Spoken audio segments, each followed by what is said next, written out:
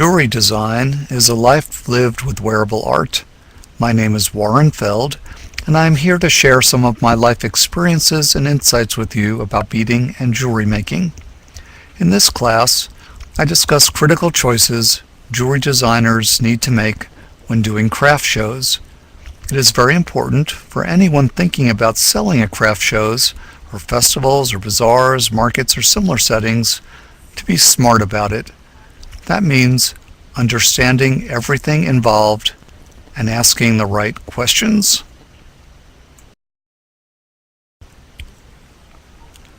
Many years ago, I started my business with my partner James by doing flea markets and craft shows.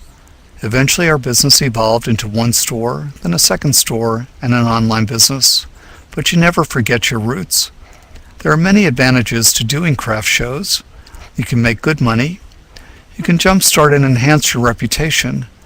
You can learn a lot of good business tricks and find out a lot of good resources. If, and that's a big if, you know what you're doing. All too often jewelry designers who want to do craft shows have not done their homework. They have not researched and evaluated which shows to do and which not to do. They have not figured out how best to set up their booths and displays. They are clueless about what inventory to make and to bring and how to price it, and they are unprepared to promote, to market, and sell. I developed this online tutorial to help prepare you for doing this kind of craft show homework. I discuss what information you need to gather, how to set personal and business goals, how to find, evaluate, and select craft shows, and how best to promote and operate your business at these craft shows. In fact, I go over 16 lessons I learned for successfully doing craft shows. In this video tutorial, we will be discussing these 16 important lessons. I've divided these into two groups. First, I discuss lessons about finding and selecting craft shows.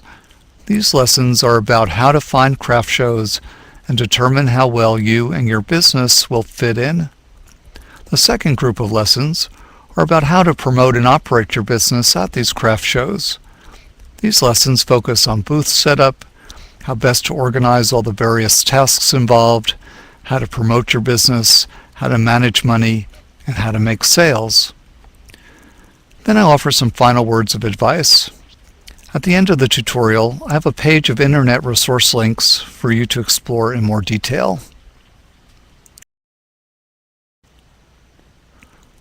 The materials you will need to have on hand are paper, pencil, and a calculator.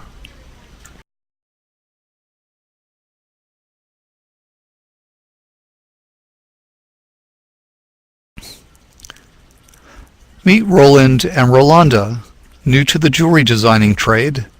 When they started, they decided to apply to every local craft show and festival and flea market they could find. They set up at the St. Bernard's Festival, and the Metro Arts Commission in the Park Program, and the South 2nd Street Flea Market, and the Flea Market at Hauser Lake, and the Tennessee Arts Commission Fair, and the Craft Show of the Americas. Roland and Rolanda did not understand that every craft show was not alike. They were not prepared for the conflicting demands, and their business suffered for it. Craft shows and similar venues are places where you can bring your merchandise, set up some kind of display, and sell to people walking by. Craft shows are a great way to make money. People come to craft shows to buy. Craft shows are a great way to get broad exposure to a large customer base. They're a great way to jumpstart, restart, or re-energize your jewelry design business. And sometimes you will meet people there who own businesses where they want to buy your items for resale. Craft shows allow you to have little investment in overhead, like rent, insurance, and the like, that comes with owning or renting a physical store space. Craft shows means You do not have to share your profits with a store or gallery. But for Roland and Rolanda, and for lots of people, it's important to understand that not every craft show is alike. There are arts and craft shows, flea markets and bazaars, festivals and fairs. Some shows require juried admission and others are open admission. Some are indoors, some are outdoors, some are holiday or themed. There are large operations and small operations. There are ones where the setup are walk-by booths and others where the setup is walk-in booths. Some have mixed merchandise, some are jewelry-only shows. Let's examine these differences in more detail. One type is an arts and crafts show. These are professionally produced shows which promote the sales of handcrafted art and other craft items. These can be inside or outside. You find them in a wide assortment of settings, from parks to community centers to shopping malls. Some focus on art to the exclusion of craft. Others have a broader focus. This type of show works well for jewelry artists. Arts and craft shows attract a lot of people who expect to pay for quality and who come to buy. But be careful that these shows are not top-heavy with jewelry vendors, unless, of course, it's a jewelry-only show. The application process is often formal and sometimes juried. Some entry fees are very low, others are very high. Flea markets and bazaars are typically organized by churches, schools, clubs, or organizations, often with a fundraising purpose in mind. There are also businesses in many communities that, for a small fee, offer a place for anyone to come to sell their wares. There are few rules for entry, and fees tend to be very low. The mix of what is for sale can be very haphazard. People often come looking for bargains or to browse. In many cases, the attendance will have highs and lows during each day. This type of show works well for the crafter or hobbyist who makes things during the year and wants a once-a-year sales outlet. Usually I find that the return on investment for these kinds of shows is not very good. However, it depends on history, timing, weather, and location. For example, a bazaar sets up every 2 months at a local university where I live. They charge $25 for a weekend booth rental, and people doing this bazaar usually make a killing. Festivals and fairs are special events sponsored by towns, civic groups, or neighborhood associations, and often put on by a special promoter. These are well organized, well publicized, and attract lots of people. Sometimes these will take the form of an arts and crafts show, and that will be their central purpose. Other times, the main purpose is some kind of entertainment, and they have an area set aside for people to sell their wares. If the promoters emphasize the arts and crafts part of the festival, then you can do well here. People at festivals are typically willing to spend at mid-range prices. If there is very little promotion of arts and crafts, or if that area set aside for arts and crafts sales is far from the main action, then this may not work out well for you.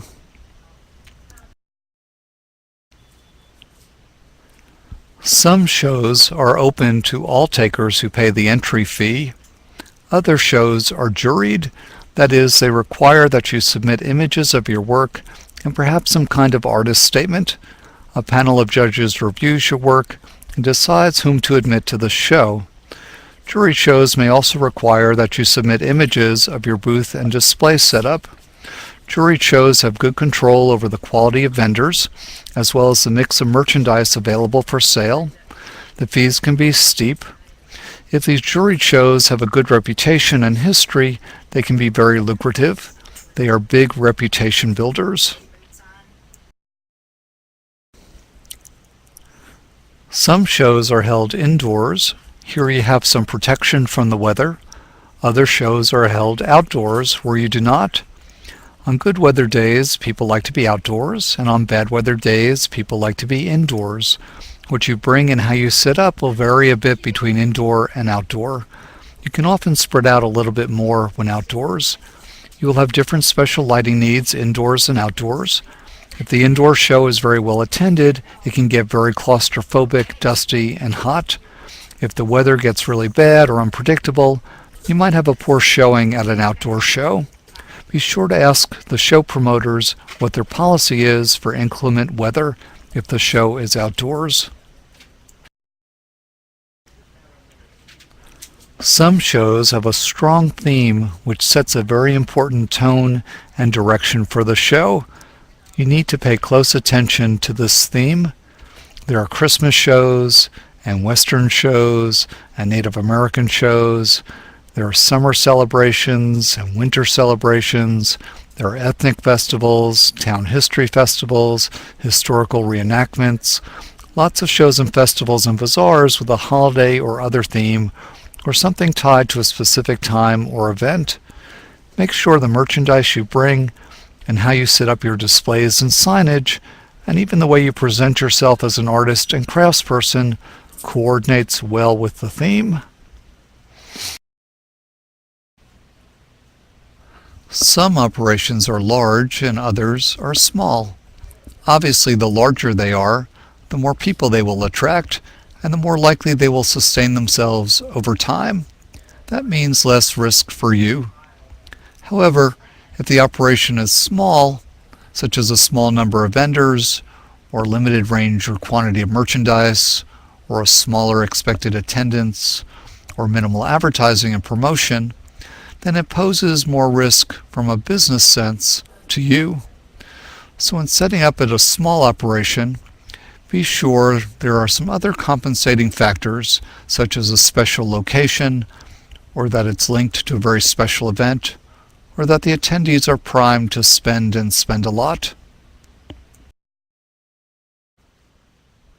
Some shows let you set up some kind of booth where customers can walk into them. We call this a walk-in setup. Other shows line up rows of tables. You rent one or more tables. The tables from vendor to vendor usually merge with one another. Customers work their way past the front of these rows of tables, and we call this a walk-by setup. I prefer walk-in setups. These give you much better control and management of customers and the buying situation. They more clearly delineate the boundaries of your booth from those of your neighbors. If doing a walk-by setup, then if you can secure a corner space or a central aisle intersection or a spot near the main entrance, these work better. They give you more visibility. If you can afford to rent more than one table and have the inventory to display on more than one table, this gives you even more visibility. The more visibility you have, the better your sales. Most shows showcase a mix of merchandise. However, some shows are jewelry only. When it is jewelry only, the show attracts buyers specifically interested in jewelry, but will attract a smaller number of buyers. If you're selling at a jewelry only show, be sure something about your work sets you apart from the crowd. When it is a mix of merchandise, it may be a little more difficult to link up to your target customer. However, there will be more potential customers overall. Shows which have a mix of merchandise often have to limit the number of jewelry vendors. Jewelry is an especially popular category. At the show, you are dependent on attendance. That means you're dependent on how well the show promoters deliver the goods. How much money do they spend on advertising and marketing to get the word out? How much effort are they making to earn a good reputation? So, shows with larger marketing budgets do better than those with smaller ones. Established shows do much better than first-year shows. In fact, I would avoid doing shows in their first or second years until I saw that they were succeeding on some level. I would also closely examine the show's marketing budget. It may be large, but they may be planning to spend all their money on a single billboard along the interstate highway. This is not enough. You want to see the show promoters undertaking a multi-method marketing plan. Finally, while most shows would be considered retail shows, that is, targeted at the general public, some shows are for the wholesale trade. That is, businesses who shop wholesale shows are looking for lines of merchandise to carry. These businesses have their own retail outlets for reselling your work. The fees for these shows are usually very steep.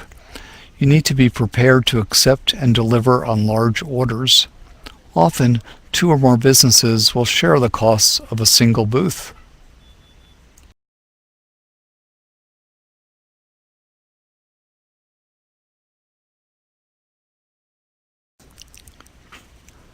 I heard it through the grapevine. That should be Imogene McAllister Rosenstein's song, because that's how she finds her craft shows, by word of mouth, by tweet, by Facebook post, from friends and friends of friends and family of friends. Like I said, she heard it through the grapevine. She kept saying to me, "I heard such and such a show was great. Have you heard anything about it?" Rarely ever. She would sign up for things in parts of town that none of her customers would go to. She was literally all over the place. There are plenty of tools and resources for finding out which craft shows are right for you. You just have to make yourself aware of these and use them. There are many online craft show directories, some of which are listed at the end of this tutorial. There are directories of shows in consumer craft and beading magazines, craft and art organizations, associations and clubs in their newsletters, on their websites and Facebook pages. Sometimes craft shows will take out ads in local papers looking for vendors. You can also attend local shows and talk with management. You can talk to various vendors at local shows, and you can contact local craft and fine artists. There are also services online which help craft shows find you. For example, 2 of these, Juried Art Services and also Zapplication. These digital juried and application systems allow you to post a profile with images online. They send out email calls for applications from craft shows they represent, and they allow you to tailor fit your application to the requirements of that specific show. You register with these online, uploading images of your work, images of your booth and display, and various write-ups.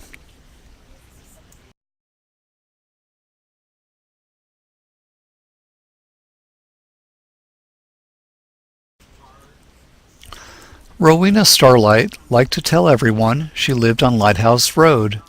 She might as well have been living in Outer Mongolia. She was determined to sell high-end jewelry in low-brow settings. She spent so much time making each piece of jewelry and so little time researching where to sell it, she rarely sold anything. Sad for her, she couldn't figure out why. Not every craft show will be for you. When you research show opportunities, ask yourself, is there a good fit with your merchandise, with your personal and business goals, with your expectations, and with your customers you expect to find there? Evaluate all your show options before selecting one or more of them. Make site visits. Scope it out before committing to it. If you can't attend a show prior to applying, ask the promoter for names and phone numbers or email addresses of a few of the exhibitors that have done the show before and are returning again. You want to ask and have answered a series of questions. Questions to ask yourself, questions to ask other vendors, and questions to ask the show promoters.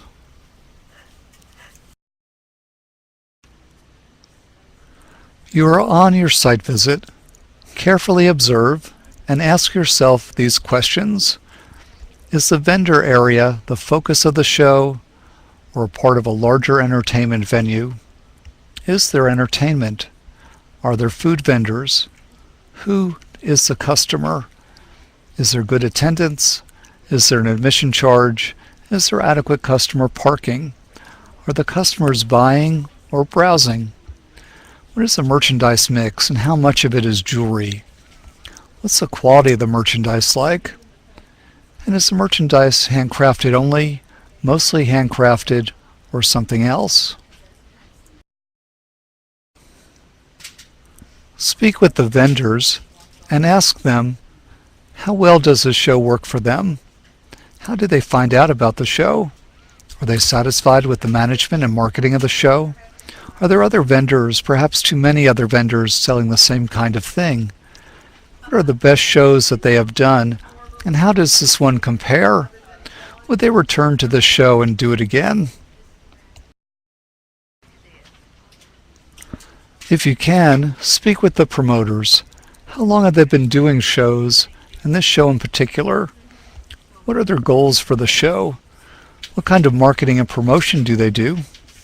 What's the average attendance? What amount does the typical customer spend? And what are the fees?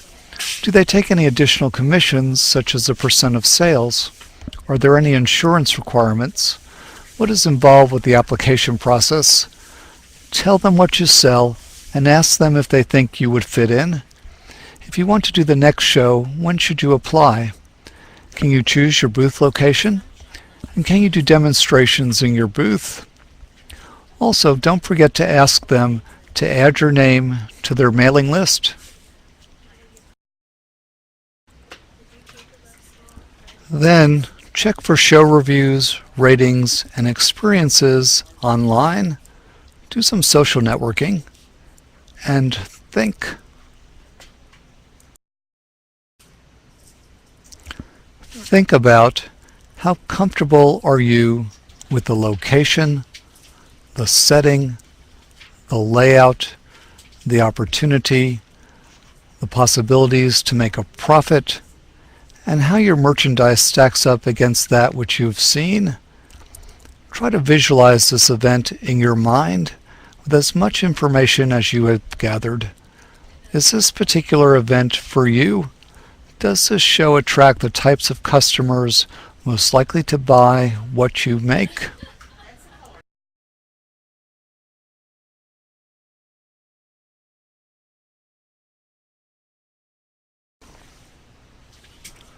Making money at fairs and shows isn't as easy as it seems, as Roland and Rolanda quickly found out.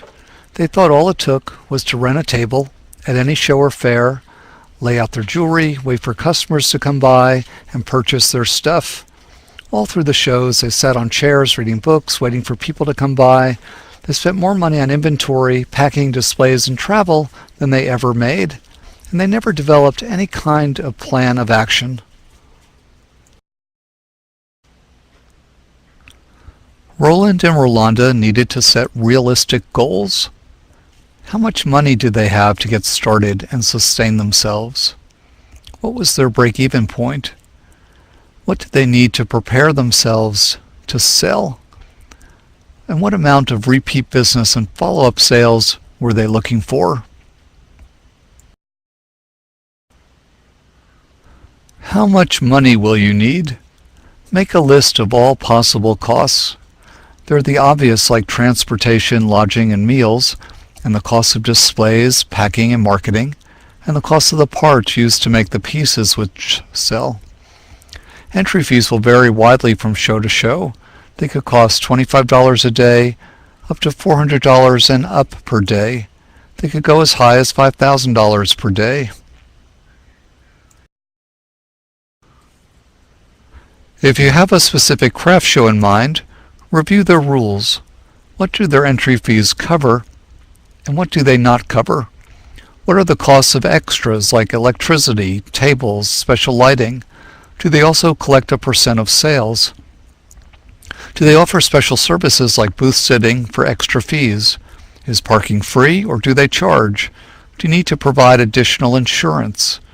Will you need to purchase special licenses, registrations, and permits, such as an out-of-state wholesale license? You need to prepare a budget to be sure you can pay for what you're committing yourself to. You'll need display supplies, packing supplies, marketing and promotional supplies. You'll probably need some food and drink for yourself. You'll be traveling. You may have to stay overnight somewhere. You'll probably have some credit card finance charges and some cell phone charges associated with sales you make. You may need to pay someone to help you staff your booth. You'll probably be paying various fees, entry fees, electricity, table rental. And you will need enough money to buy enough supplies to make up your inventory. How much money do you want to make? At the very least, you want to come home from the show and break even. That is, you want to cover all your costs. So in your budget, you've begun to list all your costs. Now, how much inventory will you need to make and sell in order to break even? At this point, we're going to talk about inventory in terms of retail prices, not in terms of numbers of items, and not in terms of wholesale costs. Our total inventory would equal the total of all retail prices if every piece sold. A good rule of thumb for figuring out how much inventory to bring is this. You will need to bring with you, at a minimum, 4 times the inventory you hope to sell. For example, if you need to sell $200 of merchandise to break even, you will need to bring $800 of merchandise with you. Again, $800 is the total of all the retail prices of what you bring. If you want to take in another $100 of sales on top of your break-even, then you will need an additional $400 at retail worth of merchandise. This would make the total of $1,200 of inventory to bring. Again, $1,200 is the total of all the retail prices. I want to introduce you to a quick and dirty break-even analysis. I call this quick and dirty because we're using imperfect information. However, this imperfect information is good enough to help us make a decision whether a particular craft show is worth the risk. Your break-even point is where you've sold enough inventory to cover your costs. That is, the total retail dollars you have taken in equals the sum of your fixed plus your variable costs.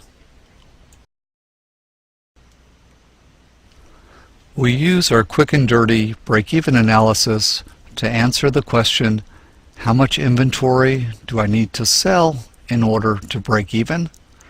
Let's familiarize ourselves more with the components of the formula and then review the math. Fixed costs are costs that remain the same, regardless of how many items you sell at your crafts fair. Fixed costs include things like fees, travel, food, staffing. Again, you have to lay out this money for fixed costs, whether you made no money at all, or whether you made a bucket full of money at your craft fair.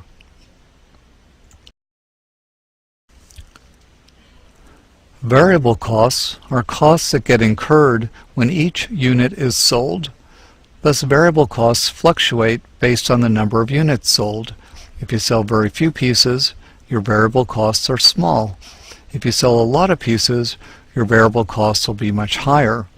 Variable costs include special packaging and displays, brochures and business cards handed out with each sale, credit card fees you are charged by the banks after each sale, and the cost of parts used to make each piece that has sold.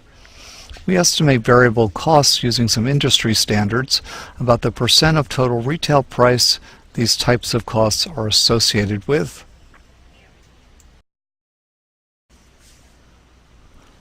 When we calculate the cost of inventory, we differentiate between the cost of those pieces which we have sold from the cost of those pieces we did not sell. For purposes of developing a budget and calculating a break-even analysis to help us decide whether a particular craft show is worth the risk, we focus only on the estimates based on what we sell. From an overall business standpoint, because you will want to bring 4 times the inventory of what you predict will be sold, and these additional out-of-pocket expenses have not been included in our break-even analysis, you need to be realistic whether you can afford the show or not.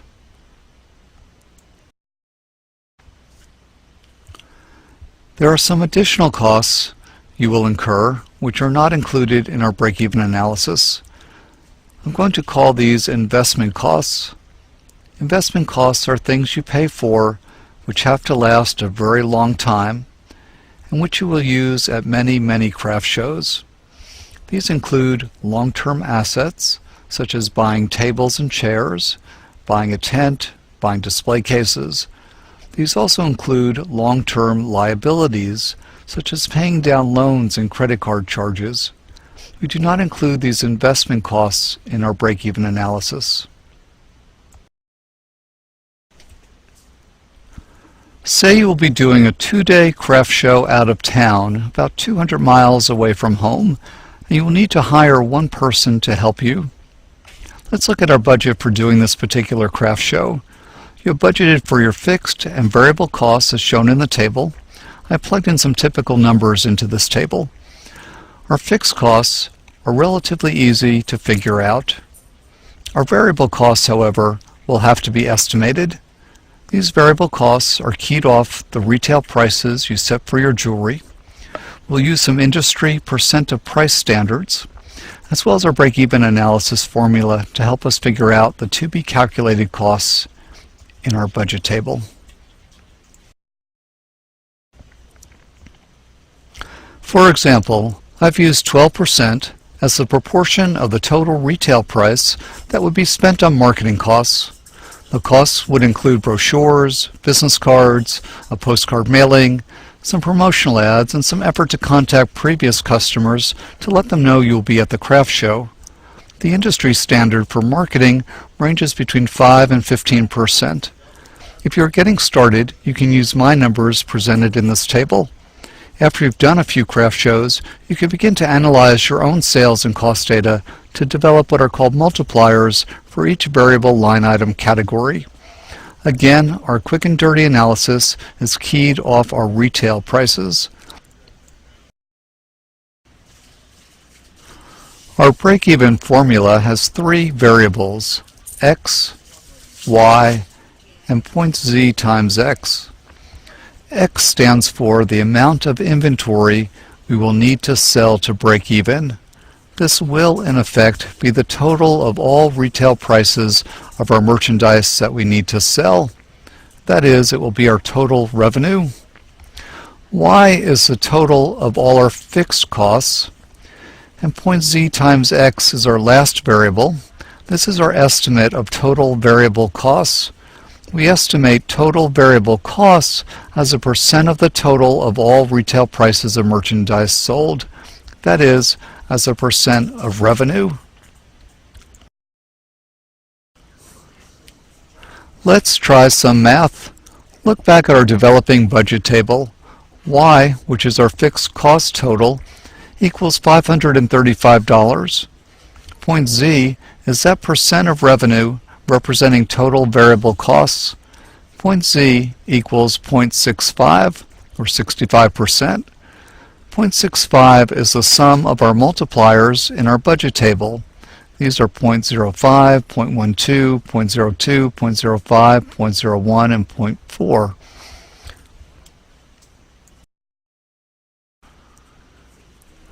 Next, using our break-even formula, we solve for x. To solve for x, we need to reorganize our formula so that the x variable, which occurs twice in our formula, is all put on one side of the equation. This is how we solve this formula. We start with x equals 535 plus 0.65x. We move the 0.65x to the left side by subtracting it from both sides. We get x minus 0.65x equals 535. We combine both x variables, which in effect lets us subtract the 0.65x from 1x, leaving us with 0.35x. And we get 0.35x equals 535. We divide both sides of the equation by 0.35. X equals 535 divided by 0.35. And we get our break-even point. X equals 1528 $1,000,000.57. I'm going to review the math one more time in more detail. So we start with our formula, x equals y plus point zx. Y is our fixed cost, which in our budget for this show is $535. Point z is the sum of our multipliers, which in this case is 0.65. This means if we price something at $1, then 65 cents of this would cover our variable costs. We need all the x to be on one side of the equation, so we subtract 0.65x from both sides of the equation. This would be the same as writing x minus 0.65x equals 535 plus 0.65x minus 0.65x. We combine both x variables, and this is the same as writing 1x minus 0.65x equals $535. We subtract 0.65 from 1 to get 0.35 and restate the equation. To solve for x, we need the equation to show in effect 1x. To get here, we divide both sides by 0.35. This is the same as writing 0.35 divided by 0.35 times x equals 535 divided by 0.35. Finally, we divide 535 by 0.35 to get our break-even point where revenues equal costs. So, to break even, we would need to sell a retail total of $1,528.57 of merchandise at our 2-day show. To sell that much inventory, we would need to bring about 4 times that much, or around $6,000 of inventory with us. While we do not include the costs of this additional inventory, and which we assume would not sell in our break-even analysis, we still need to anticipate in our realistic goal-setting process the financial impact of all this. Let's look at all the numbers in our break-even budget. You may want to pause the screen here.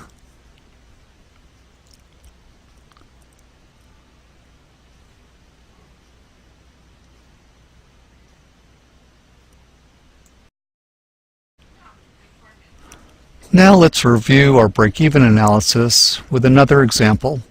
Say you're doing a 1-day craft show close to home, low fees, you bring your own tables, you don't need electricity, and you don't need extra staffing. You don't plan on doing a lot of marketing. First, you begin to set up a budget. Here we have fixed costs equal to $70. Our variable costs we estimate to be 54% of our total revenues. Next, we calculate our break-even point using our quick and dirty formula. We see our break-even point is $152.17. And using our rule of thumb about how much inventory to bring, we need to bring 4 times $152.17, or about $600 of inventory. The next question: how much more money do you want to make above and beyond your break-even point? You don't just want to break even, you want to make a profit. At our break-even point, we have covered both our fixed costs and our variable costs. Our fixed costs are now all paid for. As we bring in more additional revenues, we will only have more variable costs to cover, and only based on how much more we sell.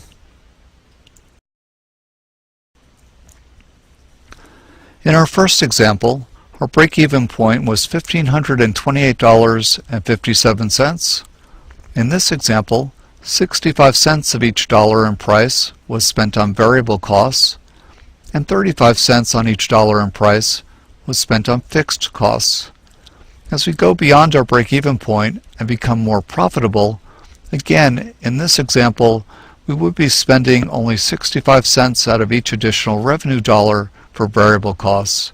We would have no more fixed costs. If we had sold one more dollar, we would have had 35 cents remaining. We could have used that remaining 35 cents out of each dollar of additional revenue to pay for some of our investment costs, as well as pay ourselves something. How much of a profit goal you want to set is your personal choice.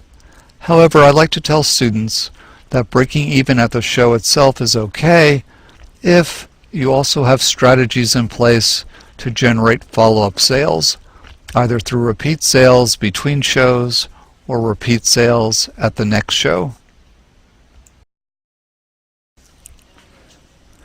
Selecting and doing craft shows requires research and planning, and it requires an ability to keep up a good retail personality while standing on your feet for long hours, sometimes when it's too hot or too cold or too windy and dusty. Selling jewelry requires a different mindset than creating jewelry. If you don't have the personality for selling, bring a friend with you who does.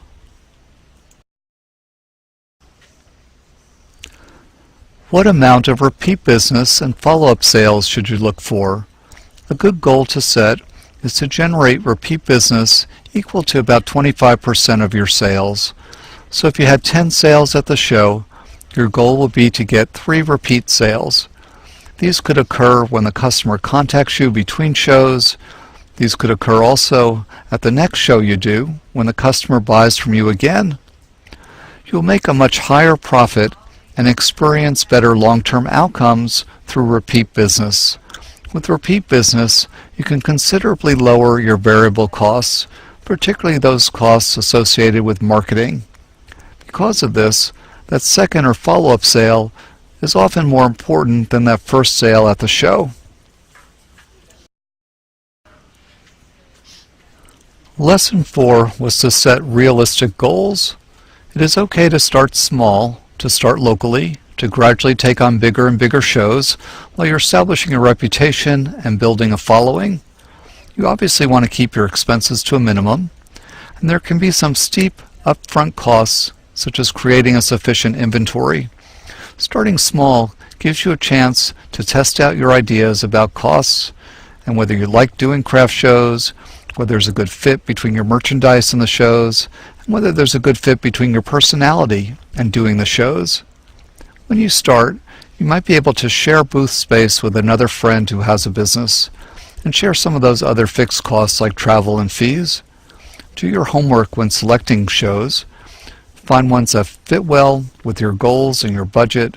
Figure out your break-even point and how much inventory you need to bring to make a profit, as Roland and Rolanda should have done.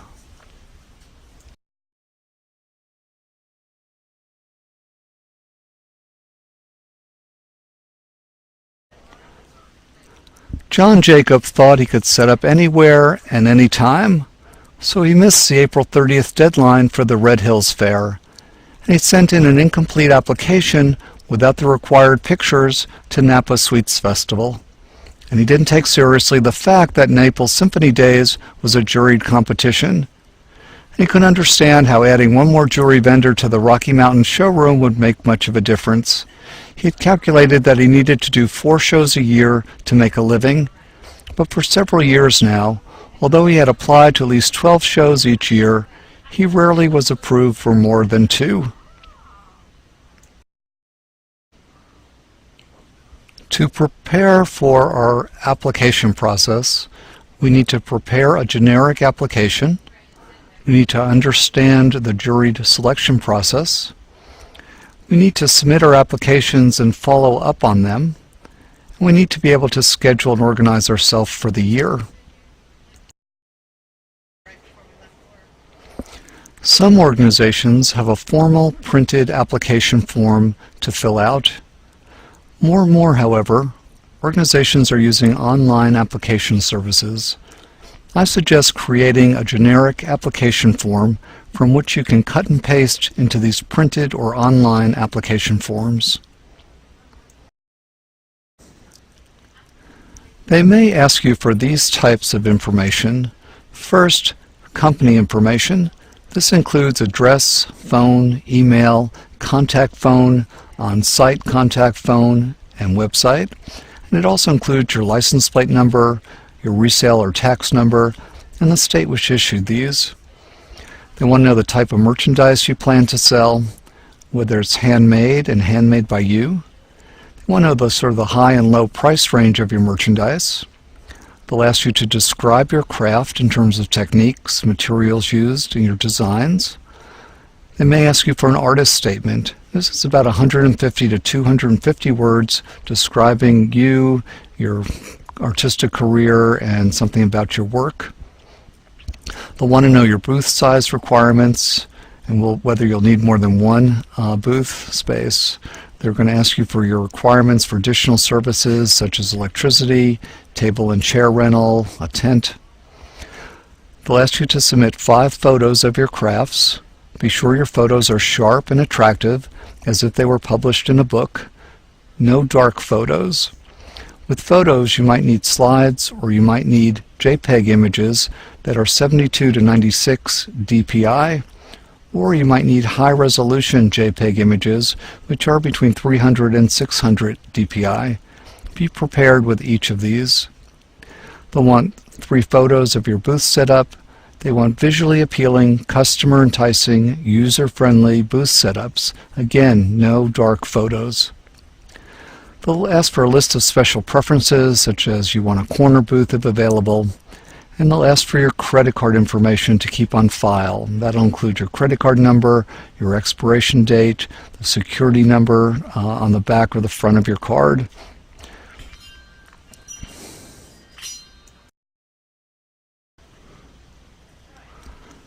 At this point, you have selected shows which you feel are a good fit with your business. Now determine if you're eligible for them. Do they put any limitations on who can and cannot apply?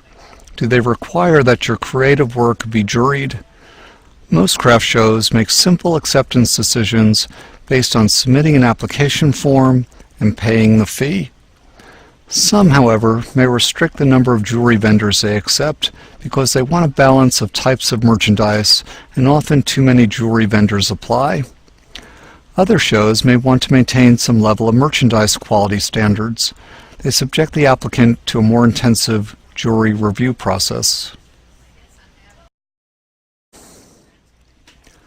The jury process is probably what you would expect.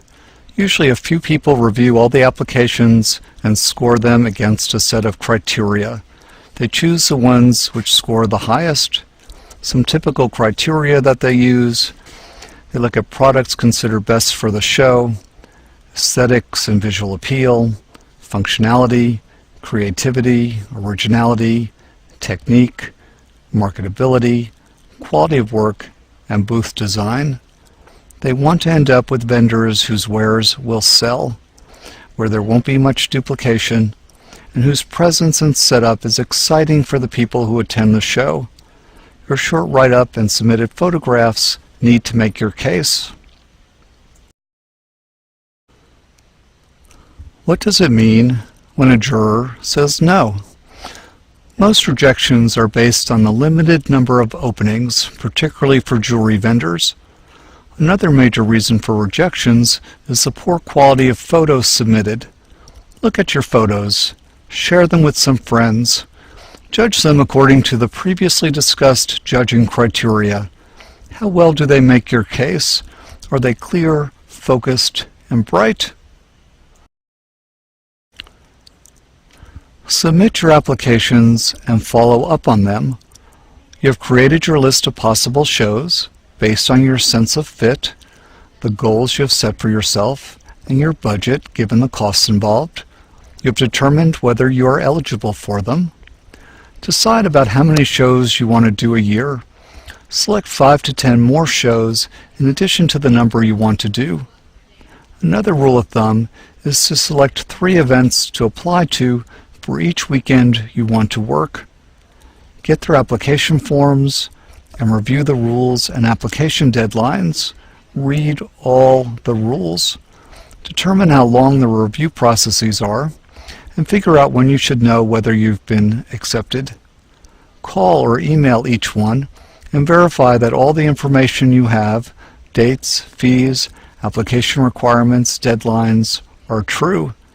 Things change, and things often get printed wrong. Schedule yourself for the year. Organization is critical here. Get a good 3-year calendar. Map every date out, the application deadline, the application acceptance notification, the deadline for notifying them, confirming your acceptance, and submitting any upfront fees, show dates, including setup and breakdown dates, and times. Remember, for many craft shows, you will be applying 6 to 12 months ahead of time. It takes a lot of coordinated effort to keep everything on track. You might set up a spreadsheet or database. I use the online calendar application that comes with my email program. I set up automatic reminders so they pop up when I need to take action. After you send in your fees, follow up in 2 weeks to be sure they received your application and payment.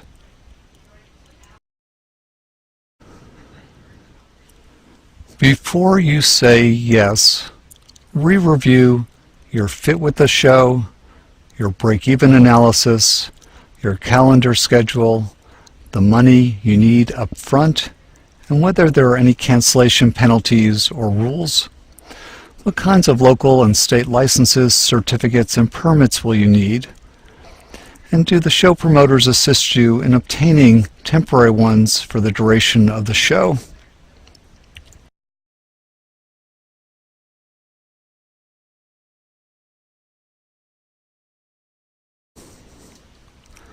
You need to actively promote yourself both before the show and after the show.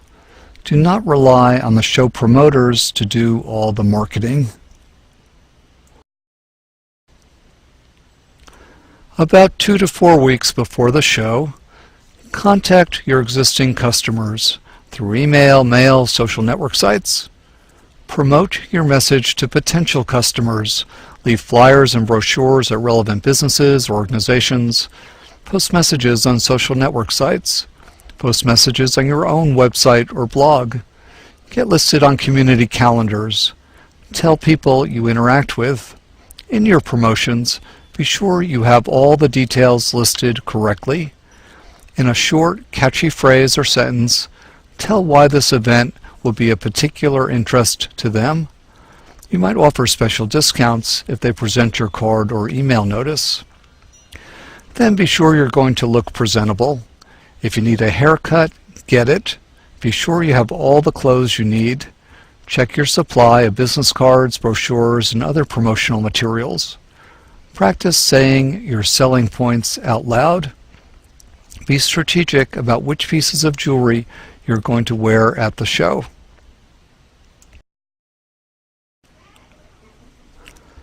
At the show, have your business cards and any brochures, if you have them, out for the taking. It helps if your business cards have an image of your jewelry on them to help people remember you. Have a book or sign-up sheet where people can list their names, mailing and emailing addresses. After the show, update your customer database. Stay in touch with your new customers, such as with a follow-up mailing or emailing. Direct your new customers to your website or other ways of contacting you and seeing your pieces which are for sale.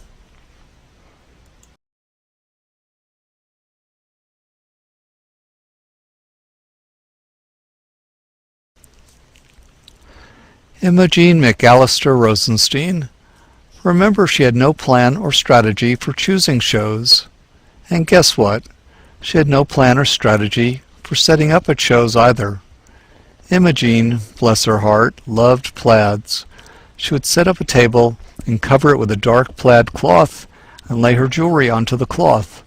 She liked to push her table up to the front of the booth and sit in a chair behind it. Her boxes of supplies and inventory were stacked up against the back of her booth, no effort to disguise or hide them. Your booth is your shop. It should be cohesive, visually interesting, and functional. You do not want your booth to be disorganized, disinviting, or intimidating.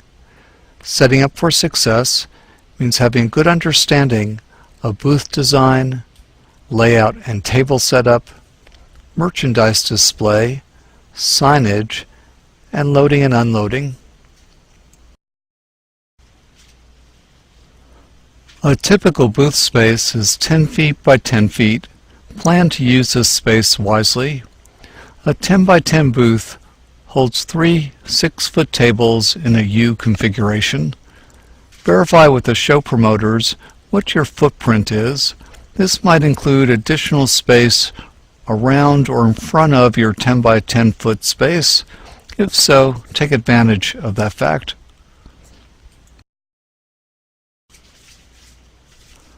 First, will this space be enclosed in some way, with walls, partitions, inside a tent?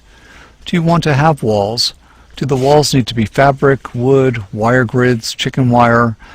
What are you going to do with the walls? Can things be hung? How do these walls affect the visibility of your booth space and the visibility of your inventory? As best as I can, I like to use materials and furnishings which will not diminish the visibility of my booth and which can do double time. I often use window shutters or wire grids for walls and racks so that I can hang things from them. The containers I use to tote my inventory and supplies get used for displays or as support columns for displays. If you need a tent, some shows provide them or rent them. Some shows have detailed requirements for what tents should look like. Sometimes they want all tents to be white. You can find online sources for buying tents. Easy Up brand is one of them. You want a tent where you can roll the walls up and down. Be sure you have tent weights to deal with windy weather. Sometimes as the air is hot and humid and the tent walls are down, the air in your booth becomes stale and heavy. Don't let this happen. Second, if you're to be provided with tables, how many and of what size will they be? I find 6-foot by 2-foot tables to be especially easy to maneuver and manage. For each table, I've cut up PVC pipe to stick the legs of my tables in and to allow me to raise the height of the tables about 6 to 9 inches, so customers do not have to bend down so far to view the inventory. I don't like tables flush with the aisle. In some settings, this is your only choice, but this makes it uncomfortable for people to stand there and look at your stuff. They're too concerned they may block someone in the aisle. If possible, move the tables inward so you get them to feel like they've stepped into your booth. Third, what kinds of additional furnishings will you need to bring? Do things need to go on shelves? Is there room for some kind of rack? Do you want to put a rug on the floor or in front of your booth? Do you want to bring box fans or space heaters? What will you use to store things you need access to during the show? Also, don't forget to bring a mirror for your customers. Fourth, what is your lighting plan? And towards this end, will you have access to electricity? Having lighting makes a big difference in your sales results. Bright LED lights at 4700K to 5500K are best. This Kelvin measure will give you a bluish-white light. Bring power strips and long extension cords. There may be electricity, but the source of this power may be located far from your booth. If there is no electricity, you can purchase battery-operated LED lights. Fifth, given the space, what is the optimum floor plan for your booth? If possible, I prefer to allow my customers to walk into part of my booth. Towards this end, again, if possible, I like to set the tables up either in an L shape or U shape. Last, practice setting everything up. Practice packing your things, transporting your things, and unpacking your things. If you will be using a tent, practice setting this up. Can you do all this by yourself? Given the distance between where you will have to park and where your booth is, can you manage the transporting all your stuff this distance?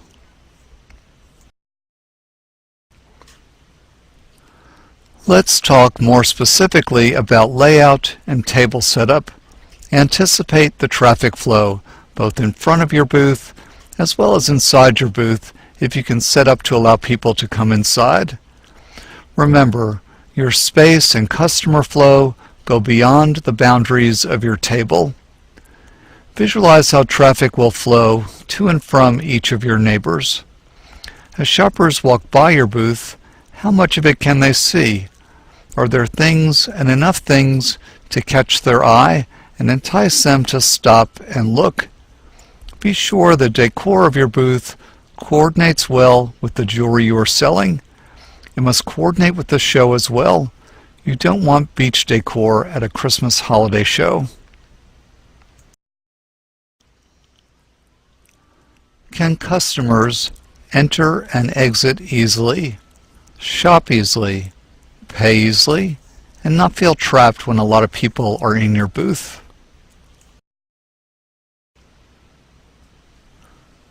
Prevent the scratched tush syndrome. Customers avoid standing where they fear someone will brush against their backsides. Set up a payment station where customers can make their purchases out of the way of other shoppers, but where you can still keep an eye on things. At your payment station, you will need to accept payment and make change, and you will need to be able to write some kind of customer receipt. You may also need to wrap up or package an item. Some additional quick pointers. Cover your tables with fabric. Don't use dark colors. These bring the mood down and often don't enhance your jewelry in these very open settings. Choose colors which add to your product but do not compete with them.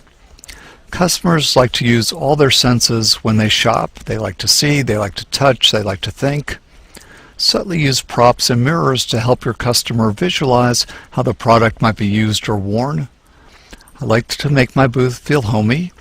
I like to have rugs inside as well as in front of my booth. I like to have chairs or a bench near the front of my booth to attract people to sit and linger, and so it always looks like people are looking at my booth. In hot weather, I like to have a fan circulating air where the customers are standing, not just on me. In cold weather, I have a heater going. No garbage should be visible. Everything should be stored and neat. Have enough signage to get people's attention and educate them about your products. And display your prices clearly. Anticipate the weather. Is it hot and humid, cold, rainy or stormy, windy, dusty?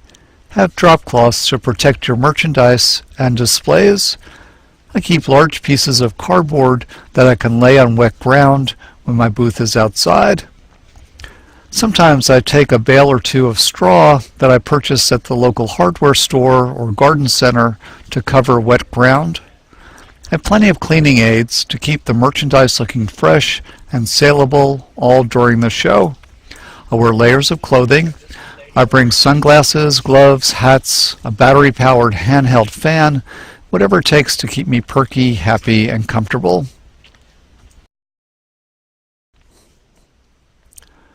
As we have discovered already, Imogen McAllister Rosenstein had lots of things to learn about doing craft shows.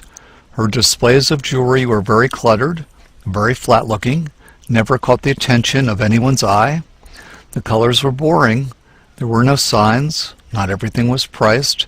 It was as if Imogen McAllister Rosenstein just didn't care, not even a lick. A few pointers about displaying your merchandise. Cover your tables with an attractive fabric and a solid color which complements your pieces. In craft show settings, you will find that lighter colors work better than darker ones. I think it is better to cover the full front of your table with a cloth, not just the top of the table. Have pretty containers to hold your wares.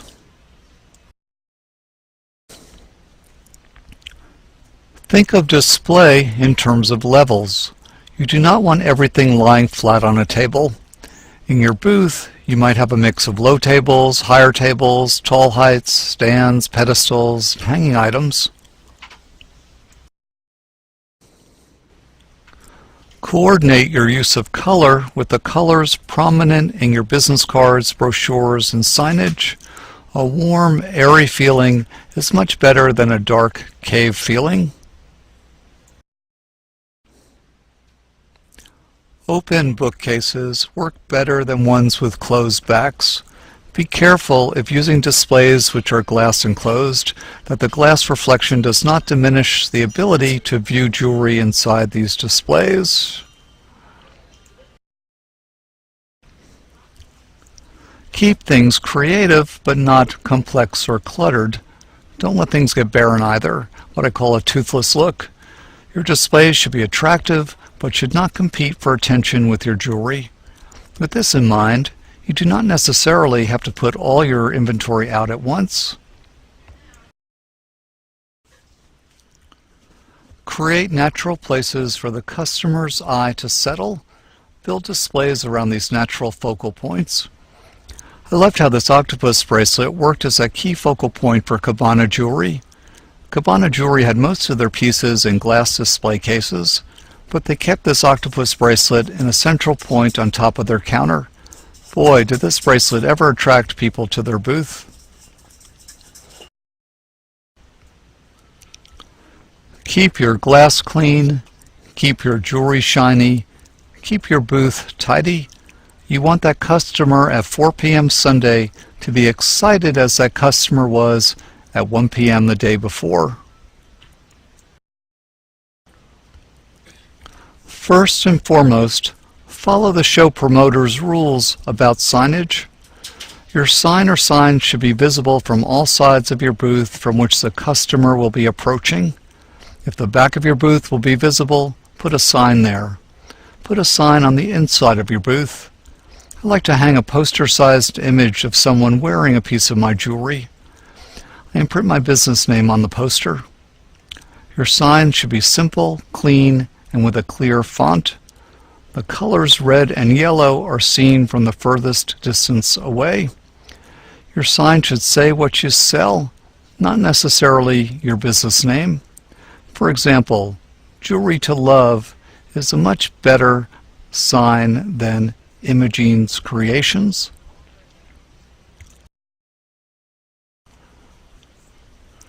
Everything in your booth should be tagged, labeled, priced, and identified for the customer. Information is important. You might have framed little write-ups sitting with various displays and telling the customer something about yourself, your technique, or your jewelry. Without good and prominently visible information, customers often walk away without asking for help. Price tags are a must. If you have the time and can afford it, use professionally printed price tags. You can buy label printers now at stationery stores, and with which you can generate printed price tags. Price tags give credence to the price and reduce the times customers may try to haggle.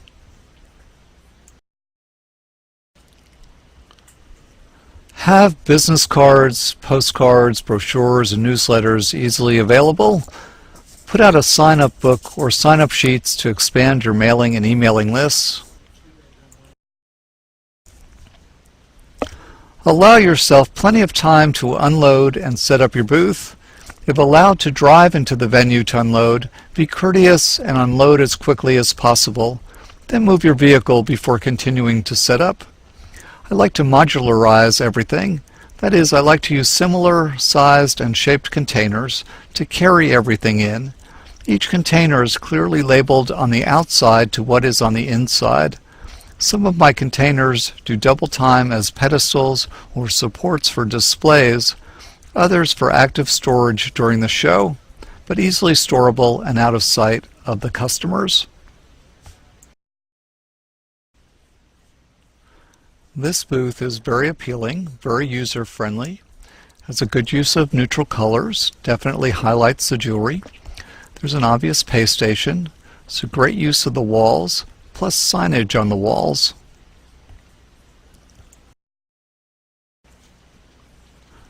This booth is also very successful. It's very friendly, inviting, good use of color, good use of levels in the merchandise displays.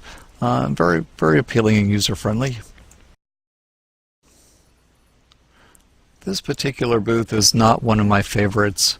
First, the table is very constricting, leaves the customers in the aisle. It's sort of a dark color a little too dark for my liking. It's got very low visibility. If you're walking by, you're probably going to walk just right by this booth setup. And I think it seems like if we could see behind the customers there, it might be a little too cluttered. This is one particular front aisle setup that I find very attractive, very appealing, very workable. Her use of the chicken wire pedestals is very creative, definitely attracts your attention, makes the space look very airy, and she's been able to raise her display case up to more of a chest height, which makes it very visible and to the person walking by her booth. I also like the way she's done her business sign in the back. The colors used in this particular booth are very dark and dull and dingy. It makes the booth very uninviting, almost feels like a dark cave. A couple things that this vendor has done well. You can tell from the supports of the displays that these are also used as his storage containers, packing containers. That's a very good use of those pieces. He's also done a good level of creating levels and bringing the merchandise up to eye level. Both of these vendors have done a very good job playing with levels. You have different height positions, you have things on the walls, things on tables, things on racks. It really is very inviting and very inducing for the customer to actually want to buy something.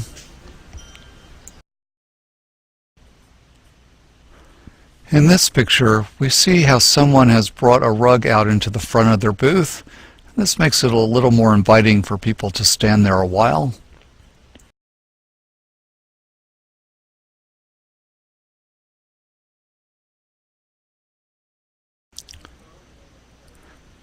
Remember Rowena Starlight? She's the one who liked to sell upscale pieces in not so upscale settings. She spent so much time making each piece that she had very little inventory to bring with her. She assumed she would sell out everything she brought and thus come out ahead, which is what she never did. Bring enough inventory to sell, typically 4 times what you hope to sell. Thus, if you want to sell $200 of stuff, you would want to bring $800 of merchandise with you. Don't necessarily put everything out at once. You want your booth to look full, abundant, and complete, but not cluttered or overwhelming. At the same time, you don't want empty spaces where it looks like you've run out of things to sell.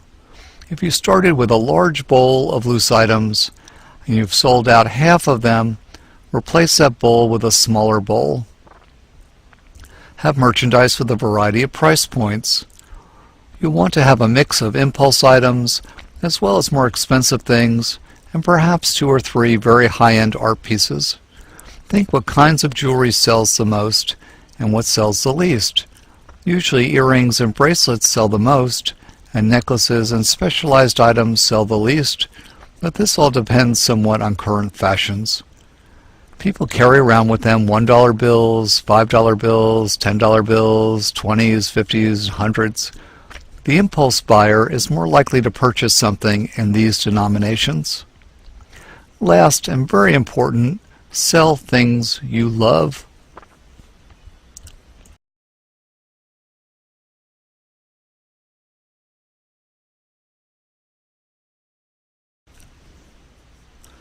Sarsaparilla Sue was great with customers. She began each conversation by talking about her name. While she was drinking sarsaparilla in a local soda shop, the idea came to her, making jewelry which looked like candy confections. She looked around the shop and noticed all the colors and color combinations, the textures, the visual sensations. She found materials to match and designs which expressed all her feelings and creative inspirations in that soda shop. How sweet, sweet Sarsaparilla Sue. At the show, you're not only selling your products, you're selling yourself. Yourself as a jewelry designer, your creativity, your personality, the essence of your artistic soul. You sell yourself to motivate your customers. You want to motivate people to stop by your booth and linger. You want to motivate people to buy. You want to motivate them to remember you and your work. You want them to purchase from you again. All this motivation will take a lot of work on your part. Your body language, telling your story, demonstrating your skills, and making the sale work for them. Body language is the way you sit, the way you stand, your facial expressions, how you greet your customers, how you converse with your customers, how you describe your work and your technique. These all subtly affect the shopping experiences and behaviors of your customers. Part of the selling process is pure theater. You need to put on a good show. After all, you want to attract customers to your booth. You want them to linger. You want them to ask for help and ask other questions. And you want them to remember you and what you sell. First, stand, don't sit.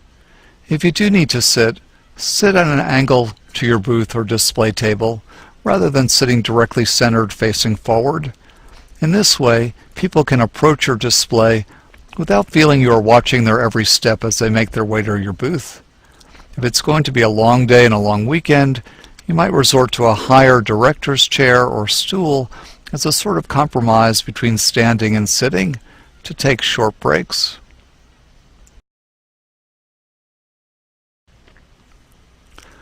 Your facial expressions are important. Don't look bored. Don't stare off into space. Don't look like you would rather be somewhere else. Don't stand with your arms folded or your hands in your pockets. Don't look like your primary mission is to guard your booth. Look happy, look eager to meet new people, greet familiar faces, and share your stories and your work. Be visible, don't hide. Look busy. When it's slow, do business-related activities. Clean, dust, rearrange, change out merchandise, price, make some more jewelry, inventory things, take pictures. Engage people as they walk by or approach your booth. Catch their eyes. Say good day or beautiful day out today. Compliment people, like saying love that necklace or beautiful shoes. If you have difficulty talking with people, hire someone to work with you who can. Give your customers some space to shop. Yes, you do have to worry about shoplifting, but you don't want to make every customer feel like you think they are a crook. Don't hover over them. Don't force conversations on them. Don't take away their fun of shopping. But also do not ignore them. Greet them. Ask them if they need assistance. Ask them if they would like to try a piece on. And ask them how the show has been going for them. Dress the part. Be well groomed. Be presentable. Smell good, but don't bathe yourself in cologne. Don't get caught with bad breath. In a similar vein, don't eat anything which results in bad breath, like onions or tuna fish. Wear your jewelry and wear a name badge. Don't eat in your booth. Don't talk on the phone. Don't text. Don't smoke. Don't drink alcoholic beverages. Don't read or sleep. Don't get lost in conversation with your partner or staff to the exclusion of your customers. And don't block the entrance to your booth. It's a good idea to take breaks about every 4 hours, but don't leave your booth for more than 20 minutes at a time. People want to meet the artist. Your presence is one of your main selling points. When it's crowded and you have customers competing for your attention, acknowledge each one. Let them know about how long it will be before you finish with your existing customer and can wait on them. Prioritize. The person you may be helping might require a lot of time. The next person might require just a few minutes. Excuse yourself from the first person and wait on the second. If you have a chatty customer, learn how to politely interrupt and redirect the conversation so that you can smoothly transition to the next customer.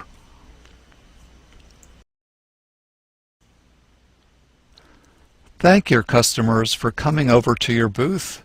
Be sure they sign a guest register. Be sure they leave with some promotional material. And be sure they know how to contact you after the show. If someone has purchased something from you, thank them. Then say something like, "That necklace will look great on you," or "That's such a thoughtful gift you're buying," which reinforces the good feelings they have about the purchase as they hand you the money.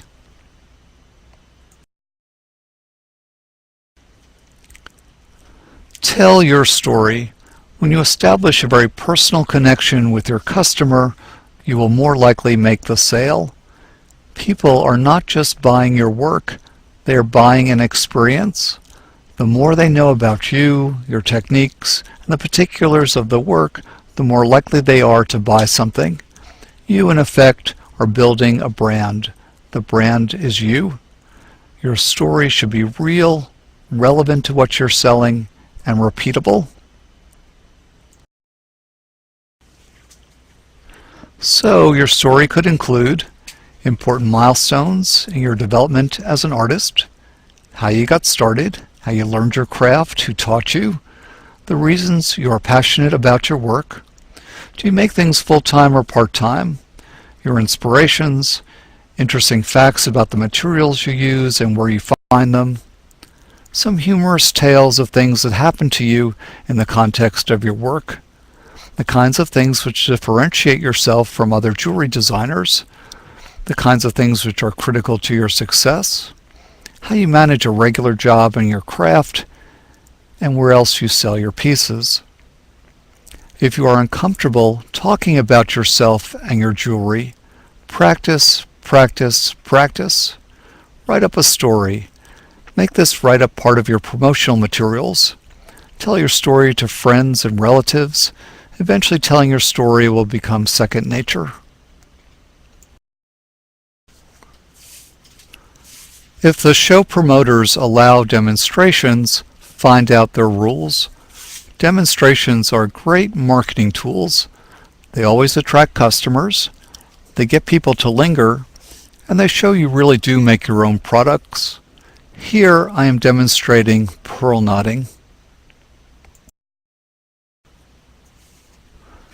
Make the sale work for them. Help the customer justify the purchase. Make it work.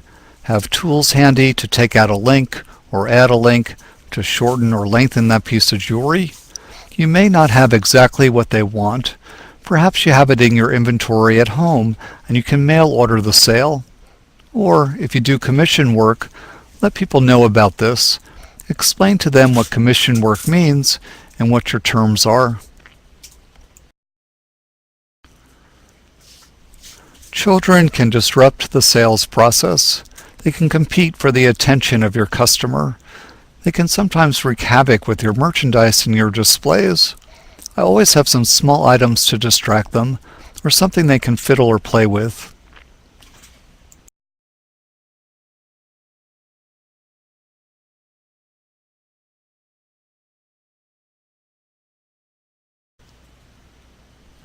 Mary and Beth are best friends, inseparable. Mary is the administrative personality. Beth is the creative one. Beth never understands why Mary makes so many lists, but is always thankful at the end of each show that she did.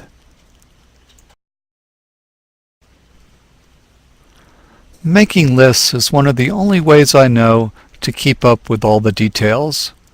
Make lists of things to bring for each of the following: packing and unpacking, such as storage bins, hand trucks, bubble wrap; booth setup, including furnishings and equipment, lighting, and extension cords; your inventory; your merchandise displays, including stands, racks, shelving, easels, trays, tablecloths, and a mirror; merchandise packaging supplies, such as bags and tissue paper; marketing and promotion, including signage, business cards, and brochures; personal comfort needs, such as drinks, food, change of clothes; first aid, including Band-Aids, aspirin, and hand lotion; customer comfort needs; office supplies like pens, paper, stapler, tape, price tags, and calculators; money, credit card, and sales management, including cash and change,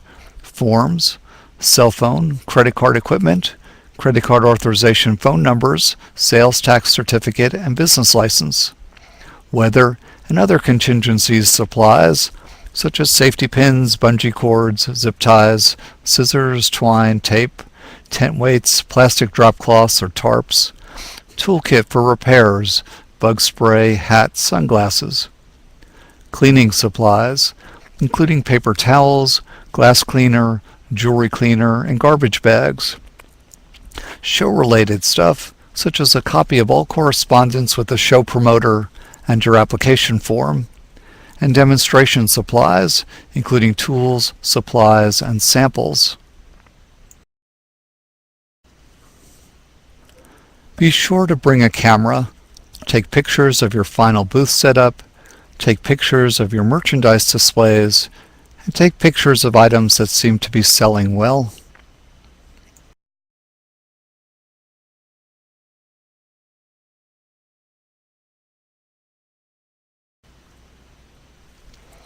Alfred Green and his wife Selva argued for days on end. He wanted to be able to accept credit cards at craft shows. She thought it was too expensive. Lucky for both of them, the technology today allows for very inexpensive, easy-to-use credit card systems for you to use at craft shows. You will definitely lose sales if you do not have a way to accept credit cards. Today, there are several systems that allow you to put a small attachment onto your cell phone. They allow you to run credit cards with very small finance charges to you. It's very quick and easy to get approved. Your cell phone company may have a product for you. Also, there are companies with similar products like Square and GoPayment and Pay Anywhere.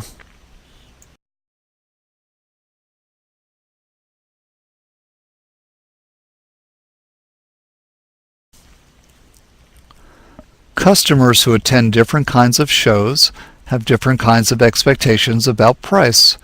People expect to pay higher prices at arts and craft shows and lower prices at flea markets and bazaars. You always begin by setting fair and reasonable prices. If you need to learn more about pricing, you can access my video tutorial about pricing here on craftartedu.com. At higher-end shows, you want to minimize any discounting or haggling. At flea markets, be prepared to haggle. When you haggle on price in any setting, you would typically be prepared to sell for about 15% less than the marked price. It's okay to say no to a customer. If the customer only seems willing to pay a very low amount, you would be out of business if you sold all your stuff below what it costs you to make.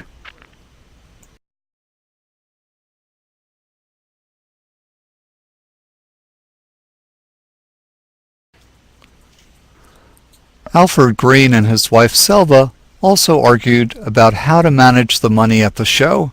Selva wanted a money box. Alfred wanted to keep the money on his person. In this case, I would side with Alfred.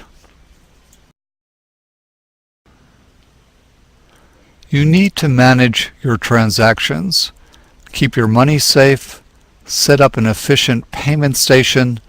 Have enough money on hand to make change, $1 and $5 bills, and quarters, dimes, nickels, and pennies. With all the people around competing for your attention, it gets too easy for shoplifters to steal your money box or steal your purse before you notice it. I like to wear an apron with pockets. I keep enough money in the apron pockets to handle a few hours worth of sales. I keep the rest of my money in pants pockets or a money belt or a fanny pack on my person. Be especially alert at setup and breakdown when there's a lot of commotion.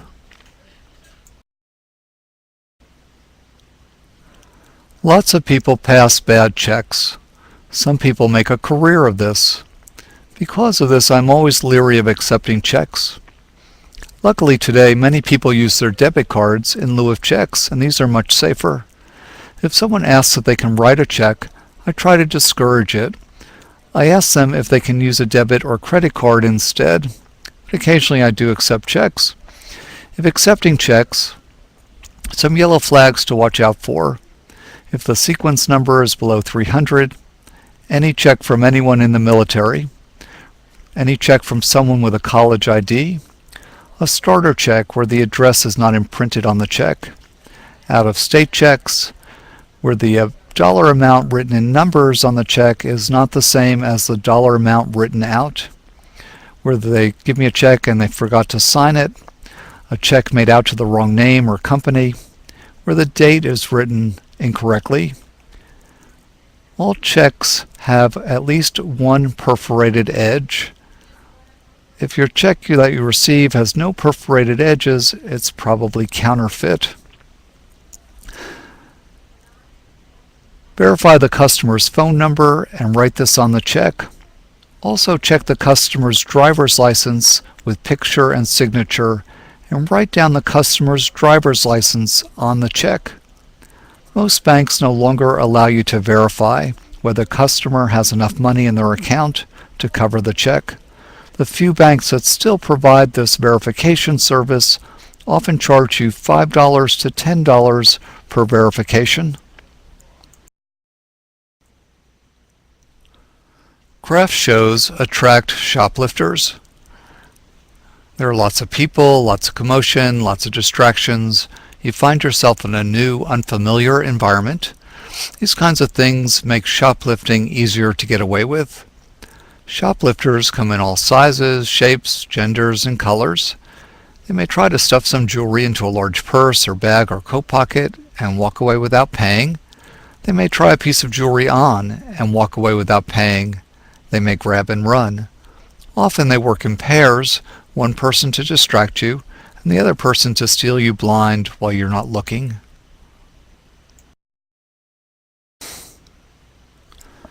There are telltale characteristics of shoplifters. They may seem nervous, they may refuse offers of assistance, they may spend an inordinate amount of time watching sales staff rather than looking at merchandise. They may make an especially hurried exit. They might be wearing overcoats, baggy clothes, carry oversized purses. They might be wearing very heavy clothes when it's very hot out. Groups of teenagers or tweenagers shopping together. And someone might be loitering a little bit too long.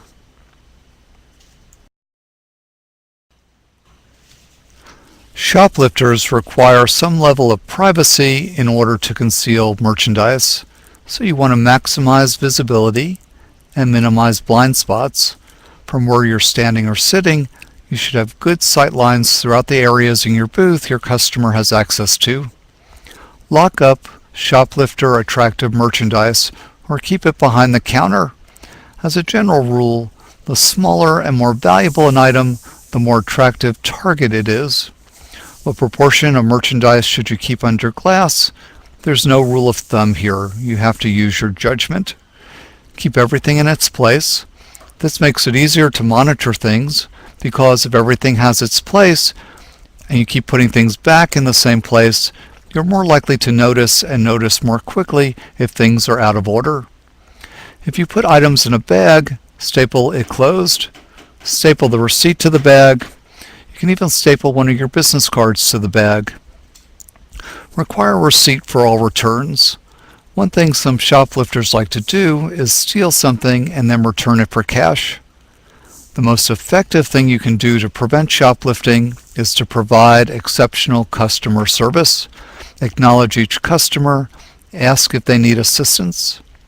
If you suspect or catch a shoplifter, immediately notify the show's security. You want to describe the suspect, whether you think they're still present, whether they might be causing trouble, and what the suspect looks like and is wearing. Jewelers selling fine jewelry, particularly with gold and precious stones, need to take special precautions. Don't work alone. You should have one or more people with you in the booth at all times. If you feel that anyone is casing you, alert the show authorities. You might take a picture of anyone suspicious with your cell phone or disposable camera. Don't register at the hotel using your business name. Don't take a first floor room, and don't take a room near an elevator or stairs. When you check out of the hotel, you want to drive a long distance before stopping for food or gas, so be sure you have a full tank of gas before that last day at the show. Keep your money on your person. If you have valuable merchandise or money in containers, keep these chained to something immovable like a support column in the room. About hiring help. Be careful about hiring non-show people who happen to be around the show at setup and offer to help for money. If you need to hire extra help, try to arrange this ahead of time. Does the show promoter keep a list of local people to contact? Can you contact local craft, bead, or jewelry stores to ask for recommendations? How about a local craft association or bead society? How about other vendors? Do they know someone locally that they've used before? You can also try some local temporary services.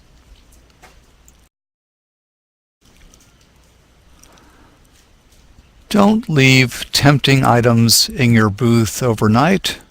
Lock your vehicle. Be sure all the doors are locked, front, back, and sides. Record keeping is very important. Keep good records of your sales. Keep good records of customer mail, email addresses. Keep good records and receipts of expenses incurred and other associated costs. And keep good records of car mileage associated with your show-related travel. If you'll be collecting sales taxes, be sure you are collecting all the information you need to fill out any government sales tax forms. If you're selling wholesale, be sure your customers are presenting you with the correct tax ID numbers and documentation.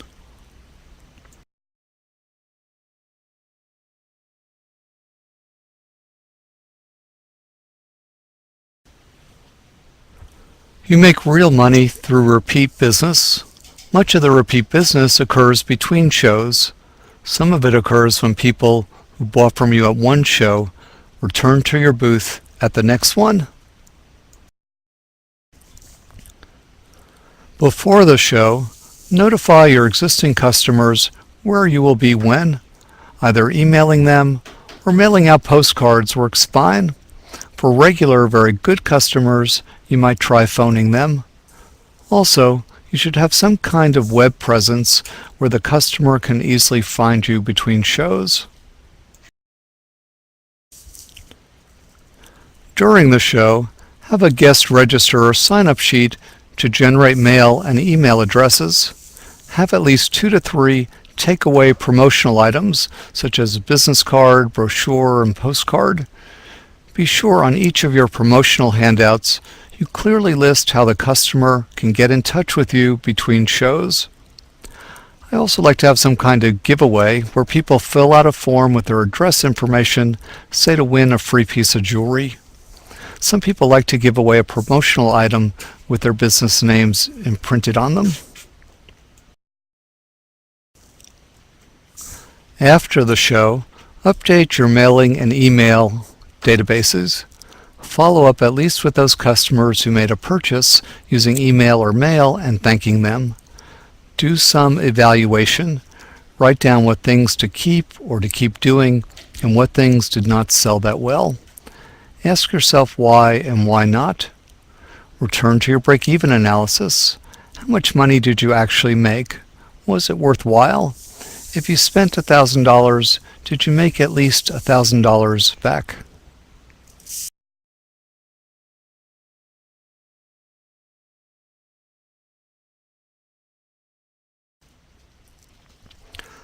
Take care of yourself at the show. Shows are exciting but can also be physically and emotionally exhausting. If it's possible to bring someone along to help you, do so. Be sure you work out the details for food breaks and bathroom breaks. Bring food to snack on, water to drink, and any medications you need, at the least some aspirin. Anticipate the weather and whether it will change during the day or over the days of the show. And bring clothes, hats, sunglasses, sweaters, sunblock, bug spray, whatever. Always think in terms of layers of clothing. You may want different clothes to wear when setting up than when staffing your booth. I can't emphasize enough to wear comfortable shoes. You may want a change of clothes, particularly if the days are hot and humid.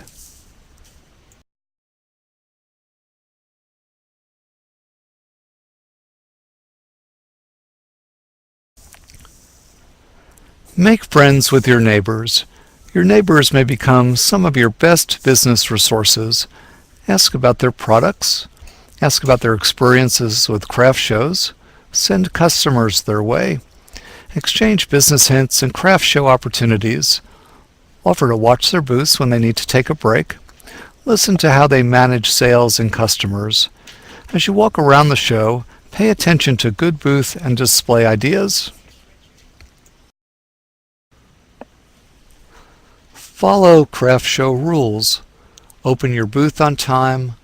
Don't start packing up and closing your booth until the show officially closes. Be sensitive to the needs of the handicapped. Stick within the lines of your space. Be sure you have conformed to local, state, and federal rules as well. And respect limits on smoking, drinking, eating, and playing music.